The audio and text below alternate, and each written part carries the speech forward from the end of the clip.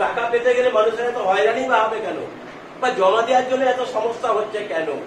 এই জমা দেওয়ার সমস্যাটা আগে সমাধান হোক, টাকা পাওয়া তো দূরের কথা। আর যাতে আমরা তারিকুলদার সঙ্গে সঙ্গ দিতে পারি শেষ দিন পর্যন্ত সেই চেষ্টা আমরা করবো, এবং তারিকুলদার যেভাবে বলছে সেইভাবেই আমরা করি। প্রয়োজনে যদি আবার আন্দোলনে যেতে হয় আমরা আবার আন্দোলনে যাব। কেন এডিসি কমিটি এইভাবে এত নকরা পকড়া করছে? কেন সহজ পদ্ধতিতে করলো না এটাকে? চেক বই লাগবে, অর্ধেক মানুষের চেক বই নেই।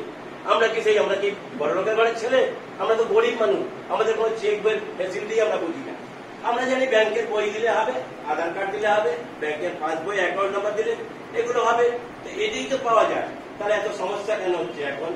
আর এইসব বড় বড় লিডাররা এখনো যদি এর মধ্যে দুর্নীতি করে থাকে, আমাদের ভারতবর্ষটা তো দুর্নীতিতে পড়ে গেছে, তার মধ্যে যদি এখন এরা দুর্নীতি করে তাহলে মানুষ কিভাবে বাঁচবে বলুন? তো এই হচ্ছে ব্যাপার। আমি আর কিছু বলবো না, আমাদের মধ্যমণি তারিকুলদার বাকি যাবার আর বলবে, যাতে সবাই ভালোভাবে থাকুক। এখন তো আমরা জ্বালাতন বেশি হলো, লোককে বুঝিয়ে দিচ্ছে তোমারটা তুমি জমা দাও, সে লোক ফোন করছে বাপিদা জমা হচ্ছে না, এ বলছে বাপিদা কাল বিকেলে তোমার বাড়িতে আসবো। আমি তো একটা জায়গায় কর্ম করি, আমার তো সংসার ধর্ম আছে, যাতে সবাই পায় বা সবার সহযোগিতা থাকুক, তারিকুলদার সঙ্গে আমরা হাতে হাত মিলিয়ে চলতে পারি। ধন্যবাদ।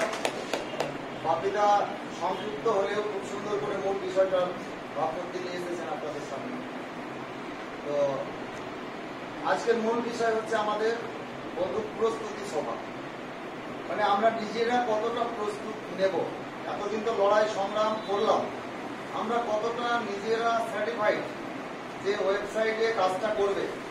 কোথাও কোথাও বলা হচ্ছে 100 টাকা দাও, 200 টাকা দাও, কেউ বলছে নাম ভুল থাকলেও হবে, কিছু অর্থ বিনিময়ে হয়ে যাবে, সেটাই তো বলা হচ্ছে। এবং আমরা মনে করি রোজভ্যালি আমানতকারী পরিবার যে ওয়েবসাইটে পার সার্টিফিকেট যে আবেদন করব 5 থেকে 10 টাকাতে হবে, যদি আমরা নিজেরা করতে পারি।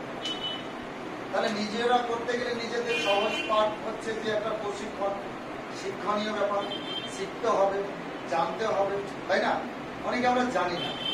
এবং তাছাড়া এই তালবাহানাটা কেন? আজকে রোজভ্যালি আমানতকারী পরিবারের আপনাদের নদিয়া জেলার এরিয়া কমিটির নেতৃত্বে আজকে মূলত এই আজকের আলোচনা সভাটি।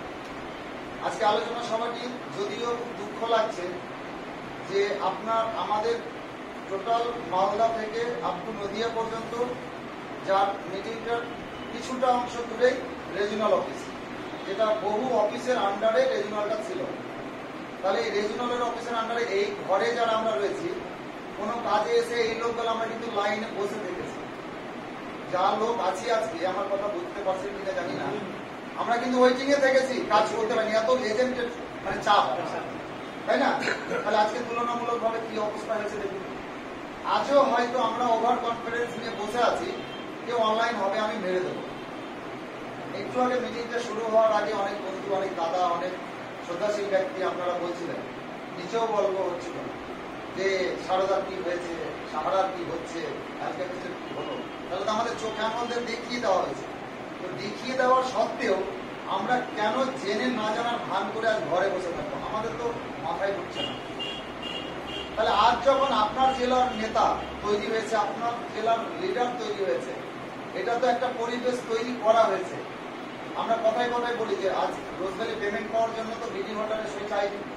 এখানে তো কোনো ব্যক্তিগত ইউনিট লিডারকে চাওয়া হয়নি, কোনো ইউনিটের কোনো সংগঠন বা ইউনিয়নের প্যাডে স্টাম্প মেরে পাস করে আসতে হবে এটা তো বলা কথা হয়নি। অলরেডি নোটিশ টাঙিয়েই রেখেছে, যেটা 1 তারিখে দাদারা আপনারা গেছিলেন, যারা আপনাদের প্রতিনিধি, নোটিশ টাঙা রয়েছে। প্রতিদিন আমাদের প্রতিনিধি যাচ্ছে। তো যাই হোক, আজকের মূল বক্তা আমি যখন আছি, অবশ্যই আপনাদেরকে 2-3টে বিষয় নিয়ে কথা বলবো। যদি একটা গরমের আবহাওয়া চলছে, এতটা উপেক্ষা করেও আপনারা যে এসেছেন এর জন্য আপনাদেরকে 19 জানাই। এবং রোজভ্যালি আমানতকারী পরিবার এবং আমি তারিকুল, আপনাদের অন্তর থেকে ভালোবাসা।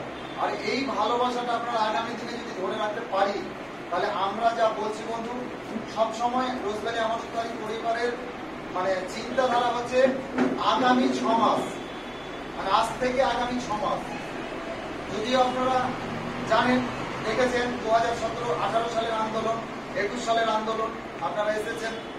তো আমাদের এখানকার যিনারা নেতৃত্ব দিচ্ছেন, মানে আজকের যে মানে অডিটোরিয়ামটা মানে পরিচালনা করেছেন আমাদের স্বপন দা এবং রয়েছেন আমাদের বাবুদা সঞ্জয় ঘোষ, তো তিনারা চেয়ারের জন্য গেছেন, ফলে একটু দেরি করছি, কারণ একটা পরিবেশের মধ্যে বসে সবাই মিলে কথা বলবো, এত দুপুরে তো এখন কোথায় গিয়ে কাজ হবে না, ফলে ভালোভাবে আমরা বিষয়টা জানবো, বুঝবো। আজকে অ্যাকচুয়ালি হচ্ছে আলোচনাটা হচ্ছে প্রস্তুতি সভা, মানে শিক্ষামূলক আলোচনা, তাই না? সেই আলোচনাটা আমরা নিজেরা জানবো, আমার পার্শ্ববর্তী যারা আসতে পারেননি এবং যিনারা দিন খান এরকম তো বহু লোক আছে, তো ফলে তাদেরকে নিয়ে পাড়াতে আমরা বসবো, নিজেদের তাগিদ রাখতে হবে। এরা যে লিডারশিপ দিচ্ছে এদের কথা শেষ তা না, কারণ আপনারাই হচ্ছে মেন। কারণ আজ যদি আপনারা না থাকতেন কিন্তু তারিখগুলোর কোনো ভূমিকা থাকতো না। লড়াইটার মধ্যে তো আপনাদেরই সঙ্গ পেয়েছিলাম, কেউ গেছে মার্কেটে, কেউ এসছে, এরকম লাগাতার, কেউ এরকম আগামী দিনও আসবে যাবে, এটা লাগাতার চলতেই থাকবে। তাই বলে আমরা কিন্তু হাত গুটিয়ে বসে থাকবো না, তাই আমরা প্রস্তুতি সভাটা নিচ্ছি। এরকম শুধু নদিয়া জেলা না, সারা অল ওভার ইন্ডিয়া জুড়ে আমাদের কিন্তু আজকে প্রস্তুতি সভাটা চলছে। গতকালকে আপনারা জানেন আমার মুর্শিদাবাদ বাড়ি ভোর 5টায় উঠেছি, আমাদের দমকলে মিটিং হয়েছে। কালকে আপনারা কোথায়? হ্যাঁ, বেতকটা হলিতে একটা মিটিং করেছে। কালকে বাসে আস্তে আস্তে আপনার সেই আপনার কি বলে জাকিরদার ওই জায়গাটার নাম হচ্ছে আপনার হাসনাবাদে মিটিং হয়েছে। এইরকম লোকগুলা নিয়ে কিন্তু প্রতিদিন 10টা করে মিটিং হচ্ছে। এটা আপনাদের এই আজকের প্রোগ্রামটা শুধু আপনাদের জেলার খাতিরে, জেলার নেতাদের খাতিরে, যে তারিকুল ভাই আসো আমাদের মিটিং করে যাও। আমাদের কোনো ইন্টারেস্ট নাই, কারণ আমরা প্রত্যেকটা জেলাকে গাইডলাইন দিয়ে দিচ্ছি যে আপনারাকে এটা বললাম আপনারাই করুন। কিন্তু দেখুন এখন পরিস্থিতির মুখে একটা ফেস হয়ে গেছে, তারিকুল ভাইকে আসতেই হবে। এবার আমারও কালকে যেহেতু কলকাতায় একটু জুডিশিয়াল উকিলের সাথে কাজ আছে, ফলে আমি বললাম যে তাহলে কালকে মিটিংটা আপনারা করুন। সেই মতো আজকে আপনারা এসেছেন, যদিও আমরা হয়তো ভেবেছিলাম যে সংখ্যাটা আরো বেশি হবে, কিন্তু একটু ওয়েদার খারাপ, অনেকেই বাড়ি থেকেও অনেকেই গার্জেনরা বেরোতে দিবেন, আমরা সবই বুঝি। তো যে কজনই এসেছেন প্রত্যেকে আমরা কিন্তু আজকে থেকে শপথ নিব, আমরা প্রত্যেকে লিডার ভাববো যে আমরাই লিডার। আমাদের কে ছিল পড়ে গেছে, আমরাই লিডার। এটা আমাদের মানবিক ভাবনাটা একবার পূর্বের ভেতর থেকে উঠে দিতে হবে, তাই না? কোনো ইগো চলবে না আমাদের মধ্যে। এই প্রতিশ্রুতি নিয়ে রোজগারি আমানকারী পরিবারের সাথে আমাদের চলতে হবে। তো আমাদের দাদা আপনি দেরি না, চলে আসুন আর লোক আছে আমার লোক আছে, আপনি আসুন,